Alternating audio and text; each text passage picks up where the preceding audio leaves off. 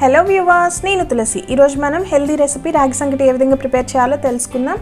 దీనికి కాను 1 కప్ రాగి పిండి, 1 కప్ బియ్యం ముందుగా కడిగి ఈ విధంగా నానబెట్టుకోవాలి. ఒక అర్ధగంట ముందు పాటు నానబెట్టుకోవాలి. ఈ రెసిపీ ప్రిపేర్ చేయడానికి 2 కప్పులు అంటే 1 కప్పు బియ్యం, 1 కప్పు రాగి పిండికి 4 కప్పుల వాటర్ యాడ్ చేసుకోవాలి. ఒక బౌల్ తీసుకొని ముందుగా నేను ఇక్కడ 4 కప్స్ వాటర్ని వేసుకున్నాను. దాంట్లోకి నానబెట్టుకున్న బియ్యం మొత్తం వేసేసి చక్కగా కుక్ చేసుకోవాలి. ఇక్కడ వాటర్ ఎక్కువగా యాడ్ చేయడం వల్ల ఈ రైస్ అన్నది చాలా మెత్తగా కుక్ చేసుకోవాల్సి వస్తుంది. ఇక్కడ రాగి సంకటిలోకి వాడే బియ్యం వచ్చేసి మనం బాయిల్డ్ కానీ స్టీమ్డ్ రైస్ కానీ వాడకూడదు. పచ్చి బియ్యం అయితే బాగుంటాయి. పచ్చి బియ్యం అంటే నార్మల్గా యూజువల్గా దోశలకు వాడుకునే బియ్యం లేదా రేషన్ బియ్యం అని కూడా అంటారు. అవి అయితే పర్ఫెక్ట్గా వస్తుంది. ఇలా కుక్ చేసుకునేటప్పుడు మూత కొంచెం గ్యాప్ ఇచ్చి బౌల్ మీద కొద్దిగా గ్యాప్ ఇచ్చి ఆ విధంగా పెట్టుకొని కుక్ చేసుకోవాలి. ఇక్కడ మనం చూసుకున్నట్లయితే రైస్ అన్నది పలుకేమీ లేకుండా చాలా మెత్తగా కుక్ చేసుకోవాలి. ఇంకొక పాయింట్ వచ్చేసి ఇక్కడ మనం చెక్క గరిటెని మాత్రమే యూస్ చేయాలి. చెక్క గరిటెని యూస్ చేయడం వల్ల బాగా ప్రెస్ చేస్తూ కలుపుకోవడానికి వీలుగా ఉంటుంది. ఈ రైస్ మొత్తం కుక్ అయిన తర్వాత రాగి పిండిని వేసి 2 నిమిషాల పాటు ఈ విధంగా మూత పెట్టి మగ్గించుకోవాలి.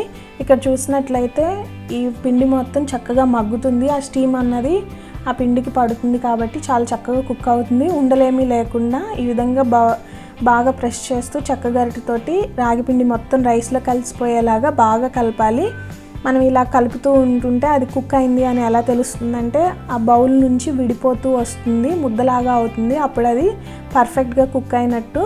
ఈ విధంగా రాగి పిండి మొత్తం కలిసేలాగా బాగా కొంచెం ప్రెస్ చేస్తూ ప్రెషర్ పెడుతూ కలుపుకోవాలి. ఇక్కడ గమనించినట్లయితే మనం అలా కలుపుతూ ఉండగా కొంచెం హార్డ్గా కూడా అవుతుంది.